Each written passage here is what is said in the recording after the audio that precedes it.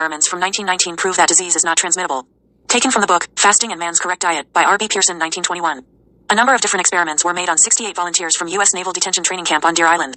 Several groups of men were inoculated with pure cultures of Pfeiffer's bacillus, with secretions from the upper respiratory passages, and with blood from typical cases of influenza. About 30 men had the germ sprayed or swabbed in nose and throat. They say of the results, in no instance was an attack of influenza produced in any one of the subjects. Quote, 10 more men were taken to the bedside of 10 new cases of influenza, spent 45 minutes with them, and each well man had 10 sick men cough in his face. They say of these cases, none of these volunteers developed any symptoms of influenza following this experiment. In another article, the results of similar experiments in San Francisco are described. In his experiments, one group of 10 men had emulsifying cultures of Pfeiffer's bacillus with no results in 7 days observations. Other groups of men, 40 in all, received emulsions of secretions from the upper respiratory passages of active cases of influenza which were instilled into nose by medicine dropper or atomizer. Of these it says, in every case the results were negative so far as the reproduction of influenza is concerned. The men were all observed for 7 days after inoculation. Quote, last but not least, Dr. John B. Fraser, in an article entitled, Do Germs Cause Disease? In the Physical Culture magazine for May, 1919, says that experiments carried out in Toronto in 1911, 1912 and 1913 prove that germs only appear after the onset of the disease, and goes on to say, and this fact lead to the supposition that germs were simply a byproduct of disease and possibly harmless.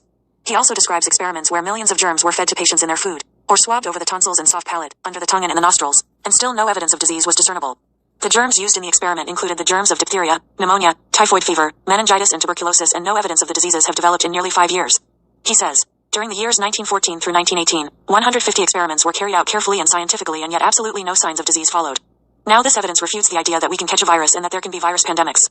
The Natural Human Diet, Fasting and Man's Correct Diet, by R.B. Pearson, 1921. Two of these experiments are discussed in a book by E.W. Cottingley, M.D. Medical doctors are working on the germ theory of disease, but the germ theory is already weakening and is due for being thrown aside. Dr. Fraser of Canada and Dr. Powell of California have experimented with billions of germs of all varieties, but they have been unable to produce a single disease by the introduction of germs into human subjects. Dr. Waite tried for years to prove the germ theory, but he could not do so. During the World War, an experiment was conducted at Gallops Island, Massachusetts, in which millions of influenza germs were injected into over 100 men at the government hospital, and no one got the flu. Germs are scavengers. Principles and Practice of Naturopathy. E.W. Cottingley, M.D., N.D., A.M. 3 Boston and San Francisco. The failed infection attempts, also discussed here in the book, Virus Mania, by Torsten Engelbrecht et al. In order to be able to better assess the puzzling mass disease, an attempt to a simulated infection was undertaken with volunteers in Boston in November 1918.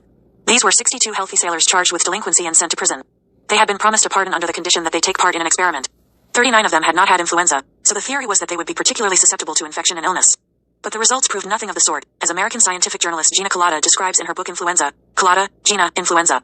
Dijagd nach dem Virus, Fisher, 2003. Navy doctors collected the mucus from men who were desperately ill from the flu, gathering thick viscous secretions from their noses and throats. They sprayed mucus from flu patients into the noses and throats of some men and dropped it into other men's eyes. In one attempt, they swabbed mucus from the back of the nose of a man with the flu and then directly swabbed one patient's nasal septum and rubbed it directly onto the nasal septum of one of the volunteers. Trying to simulate what happens naturally when people are exposed to flu victims, the doctors took 10 of the volunteers onto the hospital ward where men were dying of the disease. The sick men lay huddled on their narrow beds, burning with fever, drifting in and out of sleep in a delirium. The 10 healthy men were given their instructions. Each was to walk up to the bed of a sick man and draw near him, lean into his face, breathe in his fetid breath, and chat with him for 5 minutes. To be sure that the healthy man had had a full exposure to the sick man's disease, the sick man was to exhale deeply while the healthy man drew the sick man's breath directly into his own lungs. Finally, the flu victim coughed 5 times in the volunteer's face. Each healthy volunteer repeated these actions with 10 different flu patients. Each flu patient had been seriously ill for no more than 3 days, a period when the virus or whatever it was that was causing the flu should still be around in his mucus, in his nose, in his lungs.